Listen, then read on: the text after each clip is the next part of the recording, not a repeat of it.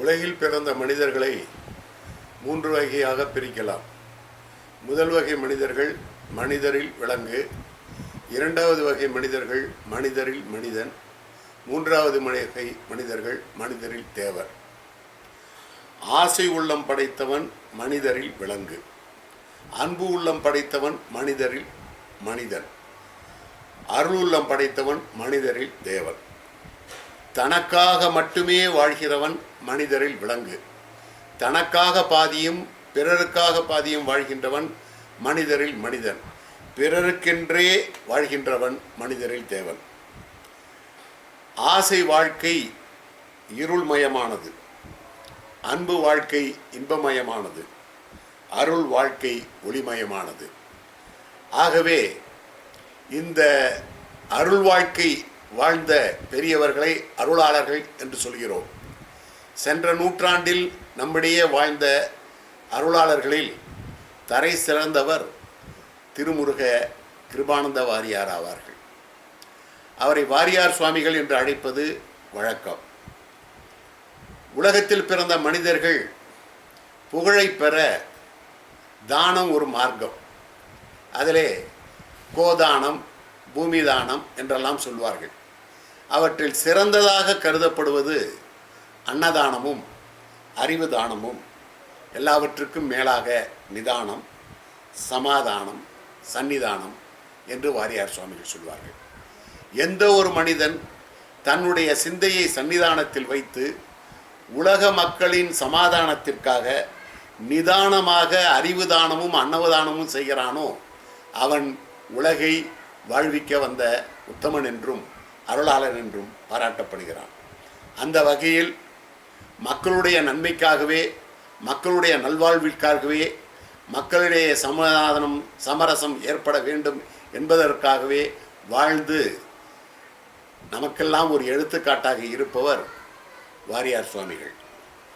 உலகிலே தோன்றிய மதங்கள் 300 என்றால் அதில் இந்தியாவில் மட்டும் 150 மதங்கள் இருக்கின்றன. ஆகினால்தான் பாரதி சொன்னான், வாழ்கின்றார் 30 கோடி என்றால் சூழ்கின்ற பேதமும் அந்த தொகை இருக்கும் என்று சொன்னான். கொஞ்சமோ பிரிவினைகள் 1 கோடி என்றால் அது பெரிதாமோ என்றும் சொன்னான். ஆகவே இந்த மதம் என்று எடுத்துக்கொள்வீர்களானால் அந்த மதங்களிலே அடிப்படையாக 3 பிரிவுகள் உண்டு: சடங்கு, புராணம், தத்துவம்.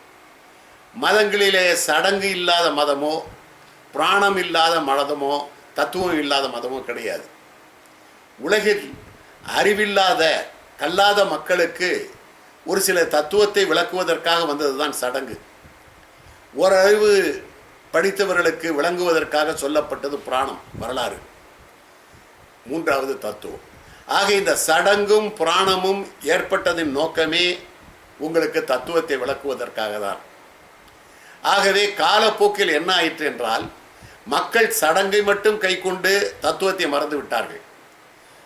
ஓரளவுக்கு படித்தவர்கள் கூட புராணங்களை படிக்கிறார்களே தவிர அதனுடைய தத்துவம் என்ன என்பதை புரிந்து கொள்ளாமல் வெறும் பக்தி கண்ணோட்டத்தோடு, அது புண்ணியம் என்ற நோக்கத்தோடு மட்டுமே படித்து வருகிறார்கள். அதனுடைய அடிப்படை தத்துவத்தை புரிந்து கொள்வார்களே ஆனால் மனிதர்களிடையே வேற்றுமை இருக்காது, பொறாமை இருக்காது. இவையெல்லாம் நீங்கி மனிதன் உன்னதமான ஒரு வாழ்க்கையை வாழ்வதற்கான வழி ஏற்படும். ஆகினால்தான் வாரியார் சுவாமிகள் எப்பொழுது எந்த புராண பிரசங்கம் செய்தாலும் அந்த புராணத்தினுடைய தத்துவத்தை அங்கே இருக்கக்கூடிய சிறுவர்களிலிருந்து முதியவர்கள் வரை புரிந்து கொள்கின்ற விதத்திலே மிக அழகாக எடுத்துச் சொல்வார்கள். இன்று நாம் எல்லோரும் சமூகத்தில் ஒழுக்கம் கெட்டுவிட்டது, அரசியலில் ஒழுக்கம் கெட்டுவிட்டது, பொது ஸ்தாபனங்களில் ஒழுக்கம் கெட்டுவிட்டது, தனிமனிதனுடைய ஒழுக்கம் கெட்டுவிட்டது, குடும்பங்களிலே ஒழுக்கம் கெட்டுவிட்டது என்றெல்லாம் அங்கலாய்த்துக் கொள்கிறோம், வருத்தப்படுகிறோம். ஆகவே வாரியார் இந்த ஒழுக்கத்தை எங்கு சென்றாலும், அதுவும் குறிப்பாக இளைஞர் மத்தியிலே மிக அதிகமாக வற்புறுத்துவார். தமிழர்கள் எல்லோரும் போற்றுகின்ற ஒப்புயர்வற்ற தமிழர்களின் வேத நூலாக பாராட்டப்படுகின்ற திருக்குறளில் ஒழுக்கம் விழுப்பம் தரலாம், ஒழுக்கம் உயிரினும் ஓம்பப்படும் என்ற குறளை அவர் சுமார் ஒரு 1/2 மணி நேரம் 3/4 மணி நேரம் எல்லோருக்கும் விளங்குகின்ற விதத்திலே எடுத்துச் சொல்லி இந்த ஒழுக்கத்தினுடைய உயர்வை வற்புறுத்துவார். ஆங்கிலத்திலே கூட சொல்லுவார்கள், when wealth is lost, nothing is lost. When health is lost, something is lost. When character is lost, everything is lost என்று சொல்வார்கள். ஆகவே இந்த ஒழுக்கம் என்பது உயர்வானது. ஆகவே வாரியார் எந்த பொருளை எடுத்து பேசினாலும் அதற்கு வித்தியாசமான அணுகுமுறையிலே பொருள் சொல்லி கேட்பவர்கள் அதிலே மிகுந்த லைப்போடு கேட்டு அதை தங்கள் மனதிலே பதிவு வைத்துக் கொள்கின்ற விதத்திலே சொல்லுவார். உதாரணத்திற்கு இன்னொன்று சொல்ல வேண்டும் என்றால், நாம் எல்லோரும் பயன்படுத்துகின்ற ஒரு குறள், செல்விருந்து ஓம்பி வருவிருந்து பார்த்திருப்பான் நல்விருந்து வானத்தவர்க்கு என்ற குறள். இல்வாழ்வானுடைய வீட்டை நோக்கி சென்ற விருந்தினரை உணவூட்டி உபசரித்து அனுப்பிய பின் இன்னும் விருந்து வருமா என்று எதிர்நோக்கி இருப்பவன் வானோர்க்கு நல்ல விருந்து என்பது பலரும் கண்ட பொருளாகும். இதைவிட சிறப்புடைய பொருளை வாரியார் சுவாமிகள் கூறுவதிலிருந்து அறியலாம். வருவிருந்திலே செல்விருந்து அடங்கிவிடும். ஆதலால் சுருங்கச் சொல்லி விளங்க வைக்கும் வள்ளுவர் செல்விருந்து என்று ஒரு வார்த்தையை கூறியிருக்க மாட்டார். அவ்வாறு கூறியிருப்பாராயின் அதற்குரிய சிறந்த பொருள் வேறொன்று இருந்தே ஆக வேண்டும். அதனை கண்டறியும் திருவள்ளுவர் கருதிய பொருளனை கண்டறிந்தவராவோம் என்று வாரியார் சுவாமிகள் கூறுவார். சில ஆண்டோர்கள் உஞ்ச விருத்தி மேற்கொண்டிருப்பார்கள். உஞ்சம் என்றால் பொறுக்குவது. அறுத்த வயலிலே உதிர்ந்த தானியங்களை ஒவ்வொன்றாக பொறுக்கி அதை கொண்டு உயிர் வாழ்வது, இதுதான் உஞ்ச விருத்தி எனப்படும். இந்த உஞ்ச விருத்தியை மேற்கொண்டு வாழ்ந்தவர் குசேல முனிவர். இரண்டாவது வகை கபோத விருத்தி. இந்த உஞ்ச விருத்திக்கு மேம்பட்டது கபோத விருத்தி. கபோதம் என்றால் புறா. புறா தானியங்களை சேர்த்து வைக்காது. இன்று தந்த இறைவன் நாளைக்கும் தருவான் என்று கருதி நாளைக்கு வேண்டும் பொருள்களை இன்றே தொகுத்து வைக்காமல் அன்றாடம் செலவழித்து வாழ்வது கபோத விருத்தி ஆகும். இந்த கபோத விருத்தியை மேற்கொண்டு வாழ்ந்தவர் சுகமுனிவர். இதற்கு மேலான ஒரு விருத்தி, அதான் உஞ்ச விருத்தி, அசகர விருத்தி. இதற்கு மேலாக சொல்லப்பட்டது அஜகர விருத்தி. அஜகரம் என்றால் மலைப்பாம்பு. மலைப்பாம்பு உணவுக்கென்று நகர்ந்து போகாத இயல்புடையது. உணவை தேடி அது போகாது. அது எதேச்சையாக வந்த பிராணிகளை பிடித்து உண்ணும் தன்மையது. இதுபோல் சில பெரியோர்கள் உணவை நாடி ஒருவரிடம் போக மாட்டார்கள். யாத்திரை மார்க்கமாக அவர்கள் விருப்பம் போல் சென்று கொண்டிருப்பார்கள். காடோ மேடோ நதியோ குளமோ என்று பாராமல் தங்கள் விருப்பத்திற்கிணங்க செல்வார்கள். இல்லறத்தான் அத்தகைய அன்னத்தை கொண்டு போய் அவர்கள் இருக்கும் இடத்தை நாடி சென்று உதவுதல் வேண்டும். நம்மை நாடி வராமல் அவர்கள் விருப்பம் போல் செல்வார்கள். இதுதான் செல்விருந்து என்று குறிப்பிட்டார் வள்ளுவர். இப்படி வாழ்ந்தவர் யார் என்று கேட்டால் பட்டினத்து அடிகள். அவரே சொல்லுகிறார், இருக்கும் இடந்தேடி என்பசிக்கே அன்னம் விருப்பமுடன் கொண்டு வந்தால் உண்பேன், பெருக்க அழைத்தாலும் போகேன், அரணே என் தேகம் இளைத்தாலும் போகேன் இனி என்றார் பட்டினத்து அடிகள். பட்டினத்து அடிகள் வாசற்படி கடந்து வாராத பிச்சைக்கு ஆசைப்படுவதில்லை மனமே என்றும் பாடியிருக்கிறார். இத்தகைய சிவஞானிகள் செல்விருந்து என உணர்த்துகின்றார் வாரியார் சுவாமிகள். அவர்களை நாடி தேடி போய் நாம் தான் உணவை அளித்து உபசரிக்க வேண்டும் என்றும், வீட்டை நோக்கி செல்பவர் என்று பொருள் கொண்டால் பட்டினத்து போன்ற சிவஞானிக்கு உணவு கிடைக்காது என்றும் உணர்த்துகின்றார் அவர். எனவே தத்தம் விருப்பப்படி செல்கின்ற விருந்தினரை இல்லறத்தான் தேடிச் சென்று உணவு தர வேண்டும். தன் வீட்டை நோக்கி வரும் விருந்தினரையும் பேணி ஆதரிக்க வேண்டும். அதனால்தான் எது செல்விருந்து எது வருவிருந்து என்பதை கண்டு நன்றாக உபசரிப்பவனே வானத்தவர்க்கு நல்விருந்து என்றார் வாரியார் சுவாமிகள். செல்விருந்து ஓம்பி வரிவிருந்து பார்த்திருப்பான் நல்விருந்து வானத்தவர்க்கு என்ற குறளுக்கு புதிய விளக்கம் தந்தார் வாரியார் சுவாமிகள். அவர்களை நாடி தேடி போய் நாம் தான் உணவை அளித்து உபசரிக்க வேண்டும் என்றும், வீட்டை நோக்கி செல்பவர் என்று பொருள் கொண்டால் பட்டினத்து போன்ற சிவஞானிக்கு உணவு கிடைக்காது என்றும் உணர்த்துகின்றார் அவர். எனவே தத்தம் விருப்பப்படி செல்கின்ற விருந்தினரை இல்லறத்தான் தேடிச் சென்று உணவு தர வேண்டும். தன் வீட்டை நோக்கி வரும் விருந்தினரையும் பேணி ஆதரிக்க வேண்டும்.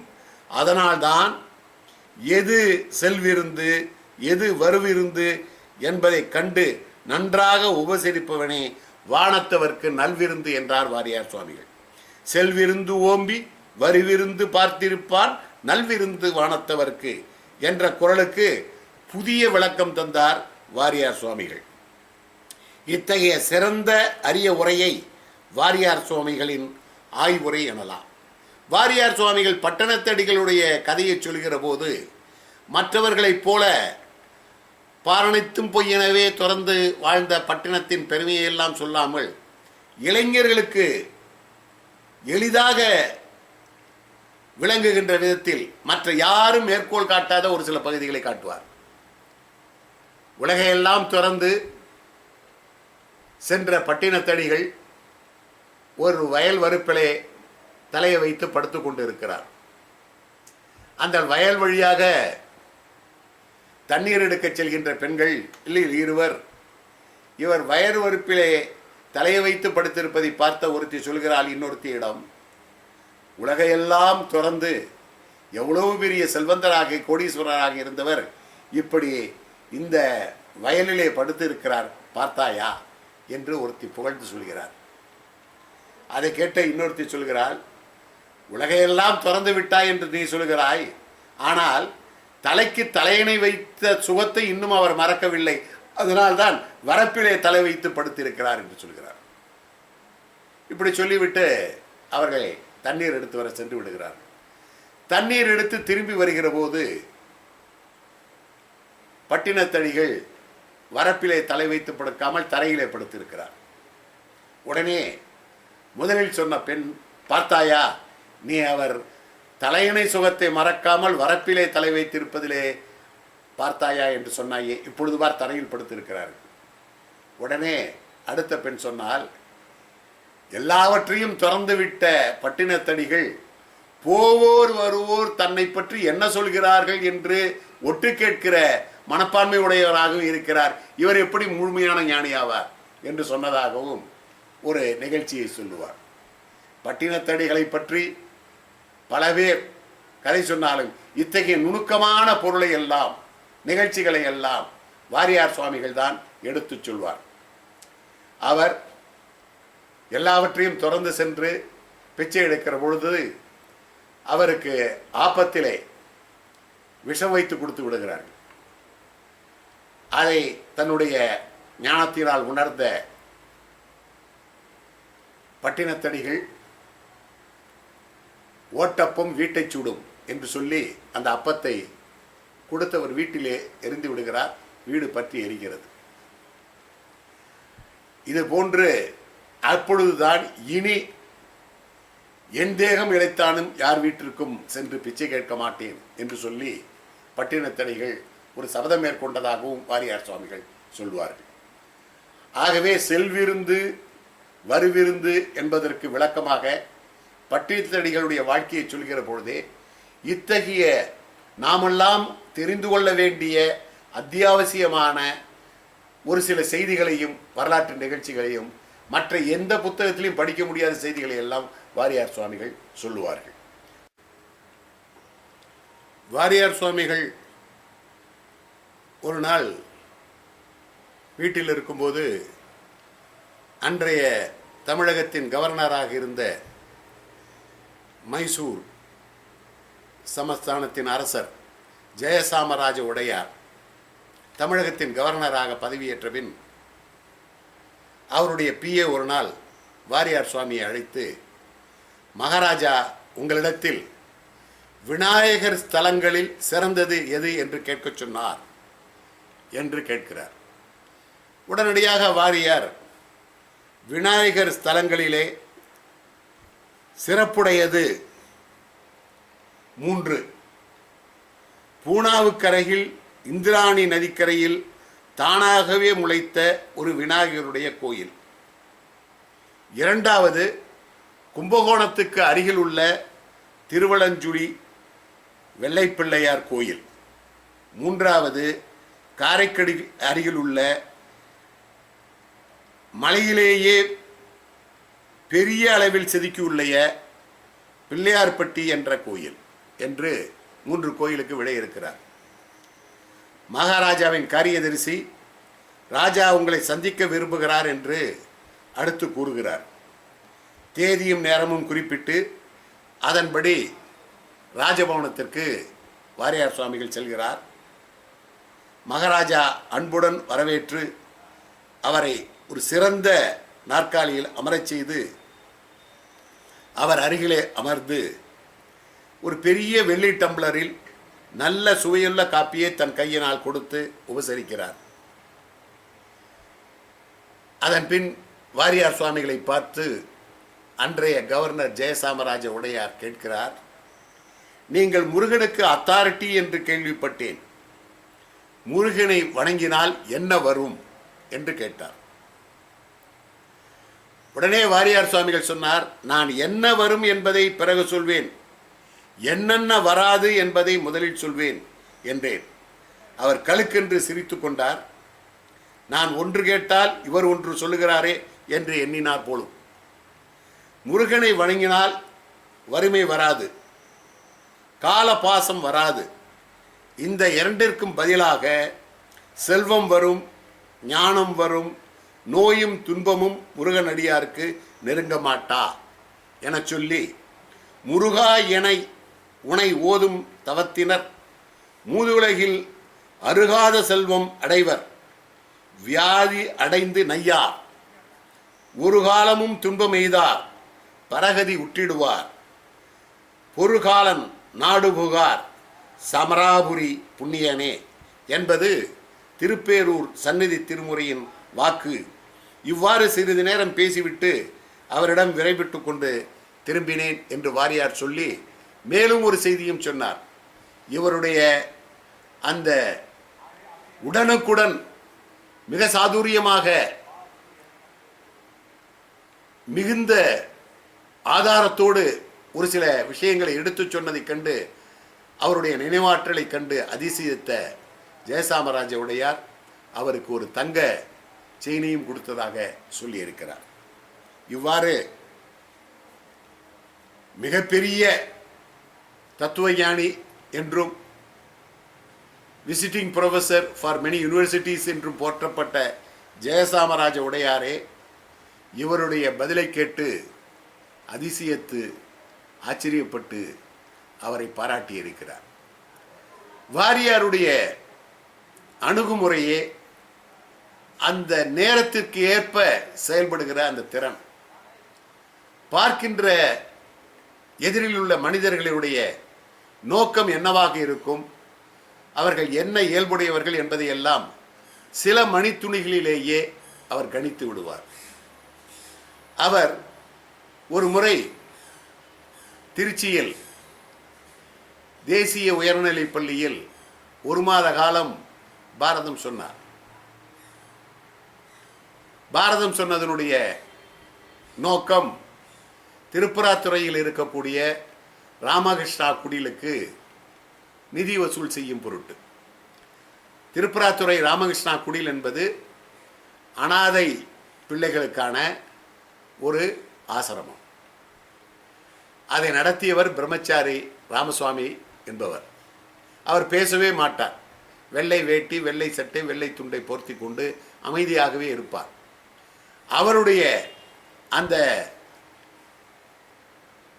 செயற்கரும் செயலை கண்டு வாரியார் அவரிடத்தில் மிகுந்த ஈடுபாடு அடைந்து அவருக்கான எல்லா உதவிகளையும் செய்தார்.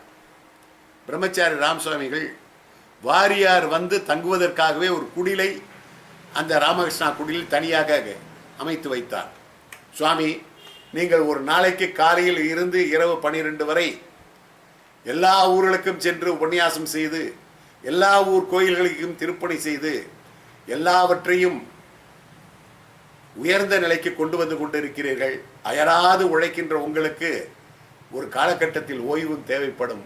அப்படி ஓய்வு தேவைப்படுகிற பொழுது என்னுடைய குடிலில் இருக்கக்கூடிய இந்த குடிலில் நீங்கள் வந்து தங்க வேண்டும் என்று வேண்டிக் கொண்டு அவருக்காகவே ஒரு குடிலை கூட அமைத்து கொடுத்தார். பிரம்மச்சாரி ராமசுவாமிகள் தோற்றுவித்த அந்த பள்ளியில் அவர் காலத்திற்கேற்ப ஒரு தொழிற்பயிற்சி கூடத்தையும் தொடங்கினார். அதற்கு விவேகானந்தா தொழிற்பயிற்சி கூடம் என்று பெயர். மாணவர்களுக்கு மோட்டார் மெக்கானிசம் கற்றுத்தருவதற்காக அந்த பிரிவையும் ஆரம்பித்தார். அப்படி ஆரம்பிக்கின்ற போது மாணவர்கள் அங்கு படிக்கின்ற அனாதை மாணவர்கள் படிப்பை முடித்து இதில் தேர்ச்சி பெற்றவுடன் ஒரு போக்குவரத்து கழகத்திலே வேலை வாய்ப்பு வாங்கி தருவதிலிருந்து எல்லாவற்றையும் அவரே செய்வார். அப்படிப்பட்டவர் என்ன நினைக்கிறார் என்றால், நமக்கே ஒரு தனியாக ஒரு பேருந்து இருக்குமானால் மாணவர்களுடைய அந்த கற்கும் முறையானது செய்முறையின் மூலமாக இன்னும் தெளிவாக இருக்கும். ஆகவே குடில் டிரான்ஸ்போர்ட்ஸ் என்று ஒன்றை ஆரம்பிக்கலாம் என்று நினைக்கிறார். அதற்காக வாரியாரை கொண்டு திருச்சி தேசிய உயர்நிலைப் பள்ளியில் 1 மாத காலம் சொற்பொழிவு ஏற்பாடு செய்தார். மாலை 7 மணியிலிருந்து இரவு 10 மணி வரை நடக்கும். பகல் நேரத்தில் எல்லாம் வாரியார் சுவாமிகள் திருச்சியும் அருகில் இருக்கக்கூடிய ஊர்களில் இருக்கக்கூடிய புரவலர்களையும் பெரியவர்களையும் கண்டு அதற்கான நிதி வசூலில் ஈடுபட்டார்.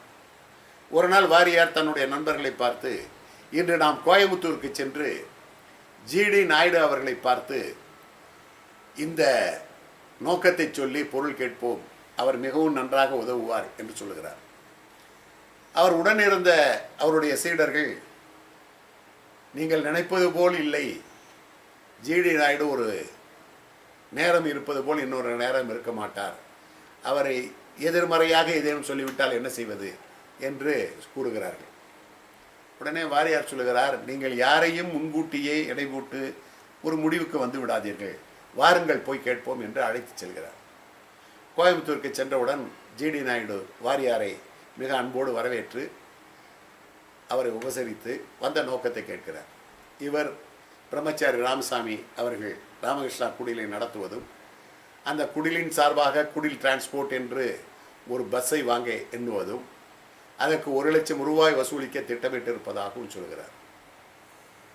இதை கேட்ட ஜிடி நாயுடு அவர்கள், அப்படியா, சரி, 30 நாள் கடைசி நாள் வரைக்கும் உங்களால் எவ்வளவு வசூல் செய்ய முடிகிறது என்பதை எனக்கு கடைசி நாளைக்கு முதல் நாள் வந்து சொல்லுங்கள், பார்த்து கொள்வோம், இப்பொழுது போய் வாருங்கள், உங்களுடைய முயற்சிக்கு என்னுடைய வாழ்த்துக்கள் என்று சொல்லி அனுப்பிவிட்டார். வாரியாரோடு சென்றவர்களுக்கெல்லாம் இப்படி வெறுங்கையோடு திரும்புவது பெரிய அதிருப்தி. சற்று வருத்தத்தோடு இருந்தார்கள். அவர்களை பார்த்து வாரியார் சொல்கிறார், நீங்கள் எதற்காகவும் வருத்தப்பட வேண்டாம், நம் முயற்சியை தொடர்ந்து செய்வோம், வாருங்கள் என்று அழைத்து போய்விடுகிறார். நாட்கள் ஆகின்றன. 29வது நாள் வருகிறது. வாரியார் இதுவரை எவ்வளோ வசூலாகி இருக்கிறது என்பது பார்க்கிறார். 80,000. அவருடைய இலக்கு 1 லட்சம். ஆகவே இந்த எஞ்சிய தொகையை ஜிடி நாயுடு இடத்துல சென்று சொல்வோம் என்று சொல்லி கடைசி நாளைக்கு முதல் நாள் அவரை பார்க்க போகிறார். இப்பொழுது அவருடைய நண்பர்களுக்கு அவ்வளோ உற்சாகம் இல்லை. இருந்தாலும் வாரியார் தன்னம்பிக்கையோடு ஜிடி நாயுடுவை பார்க்கிறார். ஜிடி நாயுடு இடத்துல சொல்கிறார், இந்த 28 நாட்களில் 80,000 வசூலாகி இருக்கிறது, இன்னும் 2 நாட்கள் தான் பாக்கி இருக்கிறது, நீங்கள் உங்களாலான உதவியை செய்ய வேண்டும் என்று கேட்கிறார். சரி என சொல்லி, உங்களுடைய இலக்கு 1 லட்சம் அப்படித்தானே என கேட்டுவிட்டு, 80,000 வசூலாகி இருக்கிறதா, சரி என உடனே ஒரு காசோலியை எடுத்து அதில் 20,000த்திற்கு ஒரு காசோலியை எழுதி வாரியார் கையில் கொடுத்து விடுகிறார். வந்தவர்களுக்கெல்லாம் ஆச்சரியம் தாங்கவில்லை. வாரியாரும் மிகுந்த மனமகிழ்ச்சியோடு அவருக்கு நன்றி கூறுகிறார். சற்று பொறுங்கள், இந்த 1 லட்சத்தை கொண்டு என்ன செய்ய போகிறீர்கள்? ஒரு வண்டி வாங்க போகிறீர்கள், அப்படித்தானே?